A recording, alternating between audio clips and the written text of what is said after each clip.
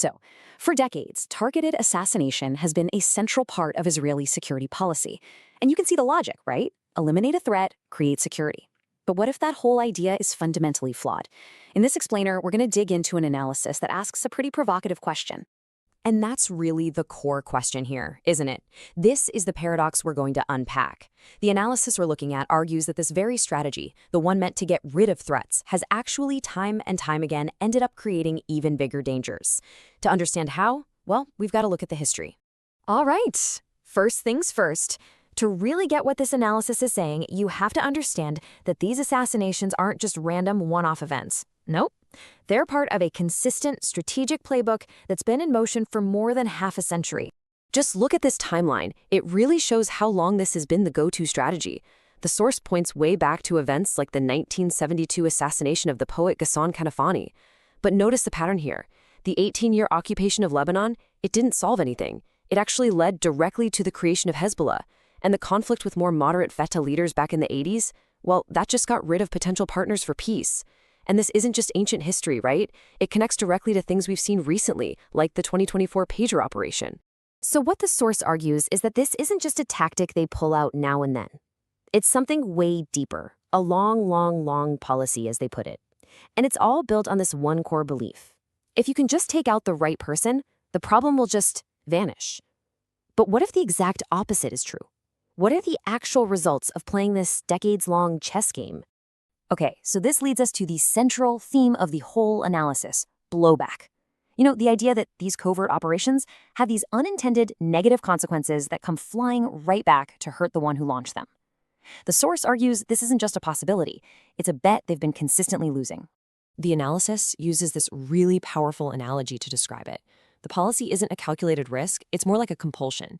Each assassination fails to bring about a real, long-term solution, but the response is always to just double down and try again, always hoping for a different outcome, just like a gambler who's absolutely sure the next hand has to be the winning one. So what does this blowback actually look like on the ground? Well, the source gives a really powerful example. Israel's actions in Lebanon didn't end the threat on its northern border. They were a direct factor in creating a much more organized and powerful one, Hezbollah. This pattern of accidentally creating worse problems is totally central to this analysis. And that leads to maybe the biggest, most dangerous kind of blowback the source points out. It's what happens after a leader is assassinated. Who or what fills that power vacuum? Okay, check out this example from the analysis. It's pretty striking. You have the assassinated co-founders of Hamas, Sheikh Yassin and Abdelaziz al-Rantisi. The source describes them as scholars, but taking them out didn't lead to moderation, not at all. Instead, it helped pave the way for a brand new generation of leadership, represented by people like Yahya Sinwar, who is described as being way more fanatical. So the pattern here is crystal clear, according to the analysis. The policy creates this kind of Hydra effect. You cut off one head, and the one that grows back is often more extreme, more dug in, and way harder to deal with than the one before it. Right, so this whole cycle, it's not happening in some bubble. The analysis argues that the consequences are now starting to ripple outward, and they're potentially shaking up Israel's most critical global alliance. And this is where the analysis makes a really bold claim. For all the talk about threats from Iran or other regional rivals, the single greatest strategic danger might not be external at all. Instead, it could be a fundamental change in the relationship with the United States. So why the change?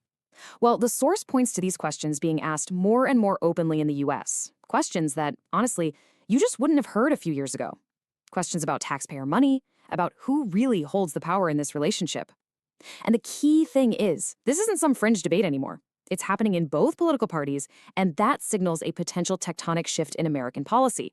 And a huge part of this comes down to what's basically a U.S. diplomatic shield. The source contends that a lot of countries hold back from acting against Israeli policy, mainly because they fear, quote, the American administration.